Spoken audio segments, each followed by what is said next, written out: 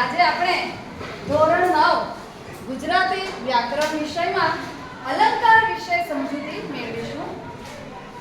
આપણને પ્રશ્ન થાય કે અલંકાર એટલે શું?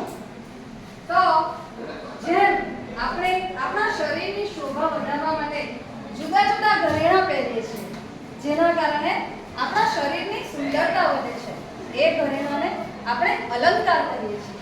એ જ પ્રમાણે સાહિત્યમાં શબ્દ કે કાવ્યની ચમત્કૃતિ લાવવા માટે જ્યારે કંઈક નવું ઉમેરવામાં આવે છે, એ શબ્દને અલંકાર કહેવાય છે। તો એ અલંકારથી કાવ્યમાં ચમત્કૃતિ આવે છે। આપણા ગુજરાતીમાં અલંકારના મુખ્ય બે પ્રકાર છે, શબ્દાલંકાર અને અર્થાલંકાર।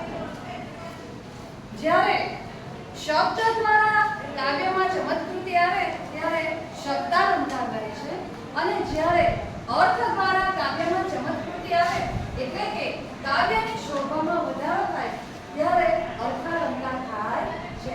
તો આપણે શબ્દાલંકાર અને અર્થાલંકારની સમજ મેળવી, તે પૈકી આજે આપણે અર્થાલંકાર પૈકી ઉપમા અલંકારની સમજૂતી મેળવીશું। ઉપમા અલંકાર એટલે એમાં ઉપમેયની સરખામણી ઉપમાન સાથે કરવામાં આવે છે। ઉપમા અલંકાર સમજવા માટે આપણે મુખ્ય 4 અંગો સમજવા જરૂરી છે: ઉપમેય, ઉપમાન, ઉપમાવાચક શબ્દ અને સાધારણ ધર્મ। તો કોઈ પણ કાવ્ય પંક્તિ હોય કે વાક્ય હોય, એમાં આપણે ઉપમા અલંકાર સમજવા માટે આ જે 4 અંગો છે, ઉપમેય, ઉપમાન, ઉપમાવાચક શબ્દ અને સાધારણ ધર્મ, તો અહીં બે વસ્તુની સરખામણી કરી છે, એટલે કે એક વસ્તુની સરખામણી બીજી વસ્તુ સાથે થઈ છે।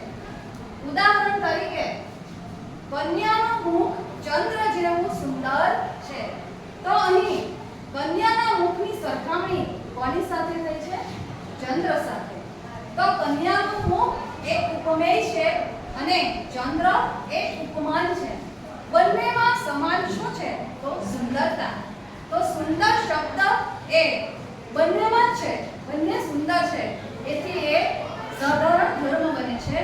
અને બંનેની સરખામણી કયા શબ્દ સાથે થઈ છે?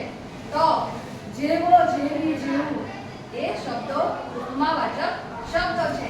આ ઉપરાંત સમાન, શીત, સરખું, એ બધા શબ્દો એ ઉપમાવાચક શબ્દો કહેવાય છે। એટલે કે ઉપમેયની સરખામણી ઉપમાન સાથે થાય ત્યારે ઉપમા અલંકાર બને છે। આપણે ઉદાહરણ જોઈએ કે સીતાનું મુખ ચંદ્ર જેવું સુંદર છે, તો અહીં સીતાના મુખની સરખામણી ચંદ્ર સાથે કરવામાં આવી છે, તેથી અહીં ઉપમા અલંકાર થાય છે। બીજું ઉદાહરણ આપણે જોઈએ કે નાગર વેલીના જેવી નાજુકડી નાર વાંકી, તો અહીં નાજુકડી નાર અને નાગરવેલી એ બેમાં સમાન શું છે? તો નાજુક। નાજુક શબ્દ એ બંનેમાં છે। નાર એટલે સ્ત્રી, સ્ત્રી પણ નાજુક છે અને નાગરવેલી પણ નાજુક છે। તો નાગરવેલીના જેવી નાજુકડી નાર, સ્ત્રીની સરખામણી નાજુકડી નાર નાગરવેલ સાથે સરખામણી કરી છે, તેથી અહીં ઉપમા અલંકાર થાય છે।